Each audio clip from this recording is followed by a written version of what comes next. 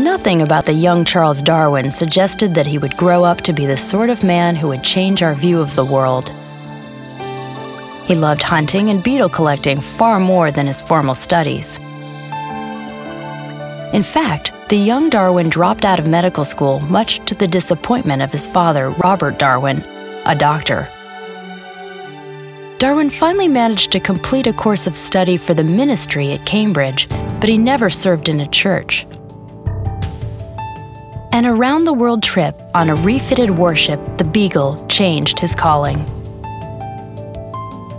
Darwin expected to travel for 2 years. Instead, he spent 5 years exploring and collecting and observing.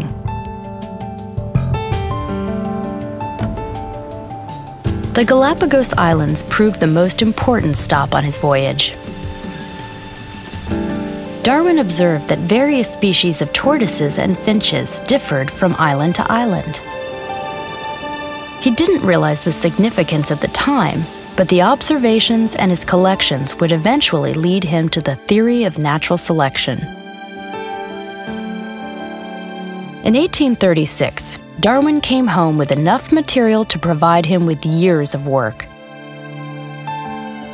3,000 pages of notes, over 1,500 species of insects, 4,000 skins, bones, and dried specimens, and crates full of fossils.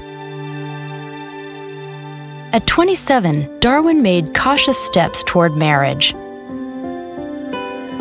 On a piece of paper, he recorded his reasons for and against the institution. On the plus side, he wrote, children and someone to take care of the house and companionship. And better than a dog, anyhow. The negatives included the loss of freedom and less money for books.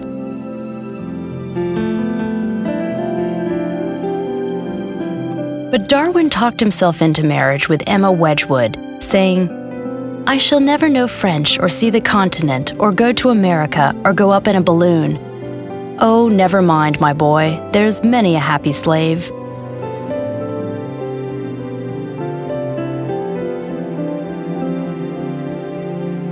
Darwin fathered 10 children and rarely left his home near London, but he never lost the freedom of his imagination. He wandered his estate, pondering questions that his voyage and simple truths about breeding farm animals suggested.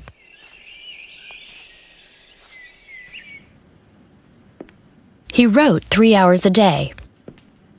For 20 years, Darwin wrestled with the concept of evolution and natural selection, fully aware that his ideas would outrage those who believed that God was responsible for all creation.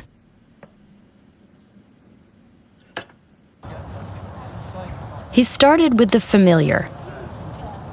For hundreds of years, people have been selectively breeding faster horses. Darwin called the process artificial selection. Our English horses, he said, differ from horses of every other breed, but do not owe their difference and superiority to descent from any single pair, but to a continued and selective breeding and training of many individuals during each generation. Darwin's book on the origin of species went on to tackle natural selection. In the real world, random genetic changes may improve an individual's ability to survive. Those individuals with traits best suited for the local environment will, on average, leave the greatest number of surviving fertile offspring. The book sold out on the first day of publication and changed the way we look at life. Darwin's theory of evolution by natural selection has become the unifying concept for biology. From so simple a beginning, endless forms, most beautiful and most wonderful, have been and are being evolved.